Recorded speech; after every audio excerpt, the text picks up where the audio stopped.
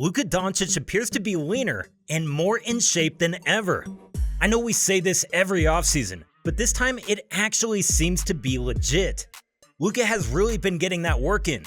Fresh off a season that had stat nerds drooling, Luka averaged a hefty 32 points, 8 rebounds, and 8 assists per game. Listen, we all know the Mavs season was more of a nightmare than a dream. It was as if they signed up for a delightful Royal Caribbean cruise, but ended up on the Titanic. But let's not dwell on the past. After all, Luka isn't. He's getting his hustle on every day, evolving into a beast that has the rest of the league wide-eyed and trembling. But you shouldn't be shocked. This is not a plot twist in a Christopher Nolan movie. It's just Luka doing Luka things since he first laced up for the NBA back in 2018. As a rookie, he was dropping 21 points per game, effectively turning the Dallas Mavericks into the Luka show. Head coach Rick Carlisle surrendered the keys to the city to the young Slovenian prince, letting him run wild with the offense. And boy, did he take that and run. His sophomore season saw him dragging the Mavs to the playoffs, averaging almost 30 points a game. However, they got bounced in the first round by the LA Clippers dynamic duo of Kawhi Leonard and Paul George, which is nothing to be ashamed of, especially for a 21-year-old. But let's not skim over how Luka balled out that series, with averages of 32 points, 10 rebounds, and 8 assists per game. And he wasn't just playing against regular Joes. He was toying with two of the best defenders in the NBA still in their prime. Luka's reign of devastation hasn't stopped there. He continues to be one of the top-tier players in the NBA season after season. Now, the Mavs might have missed out on the playoffs last season, but you cannot pin that on our Luka. When Kyrie arrived, he was expected to supercharge the team, but things usually don't go according to plan with Kyrie, right? However, when the dust settled, Doncic wasn't one to sulk in the shadows. He stepped into the spotlight and acknowledged the hiccups and hurdles that marred the team's performance. Now, let's dish out the real talk. The Mavs had obvious problems. The lack of chemistry between Luka and Kyrie was a major concern. Their relationship on the court was as synchronized as the dancing of Microsoft's executives at a company event in 1995. The locker room tension was evident as well. However, despite the drama and blunders, let's not lose sight of one crucial element. The Mavericks' success hinges on Luka. He is the heart and soul of this team. Their offense, their everything. And guess what? Our boy is already sweating it out in the offseason, grinding, improving, and showing a hunger for success that is nothing short of what all Mavs fans want to see. The Slovenian sensation appears leaner, more toned, and focused than we've ever seen him before. Some folks might call it just a show-off, but evidence suggests otherwise. His intense strength training and conditioning sessions posted online suggest a man ready to take his game to the next level. Watching his Eastern European brother Nikola Jokic clinch an NBA title seems to have sparked something in Luka. Nikola also used to be overweight until something just clicked, and he decided to lose the excess weight and essentially become the best player in the world. To be the best, he knows he has to do what the best do, take care of his body, and be a professional both on and off the court. You can ask Joel Embiid about that. The moment he started prioritizing nutrition and the right training, Embiid went from beast mode to monster mode, which earned him the MVP. But does Luka's leaner figure doom his opponents? Not necessarily.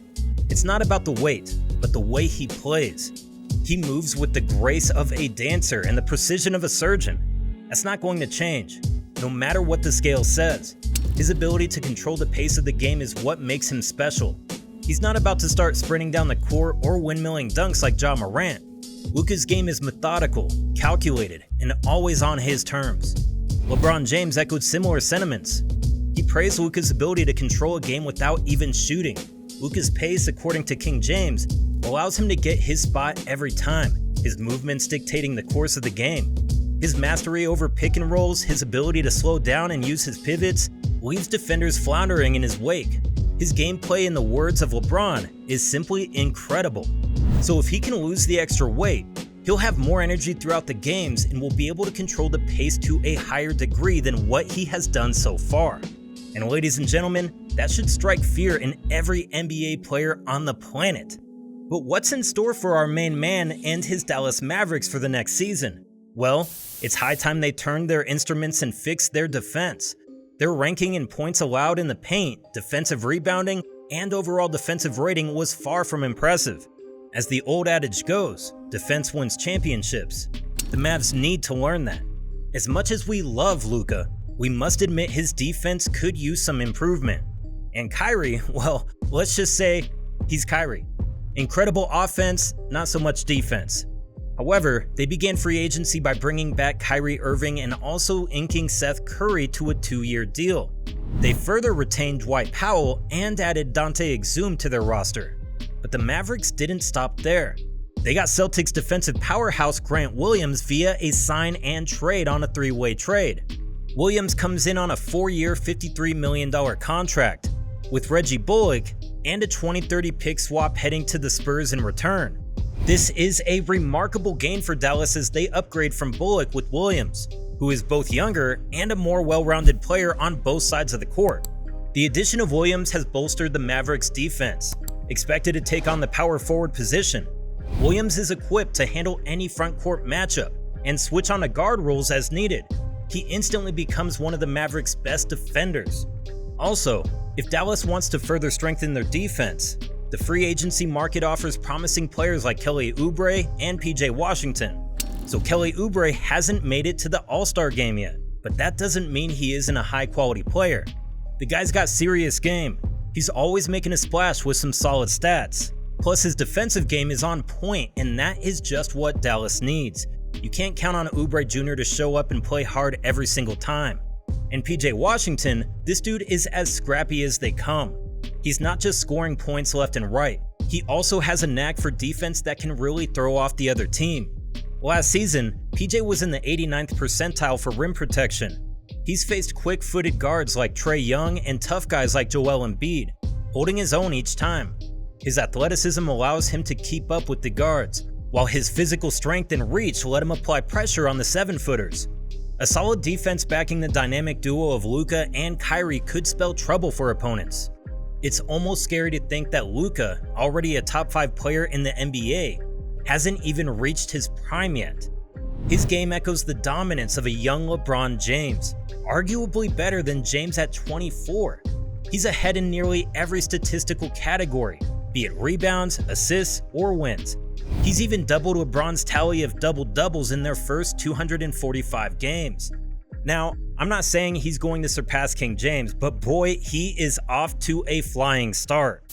All eyes are on the upcoming season as the Mavs aim to regroup and compete for the championship. How will Luka's body transformation impact his game? What moves do the Mavs need to make to enhance their chances of making the playoffs and potentially winning a title? Can they rely on Kyrie for a full season?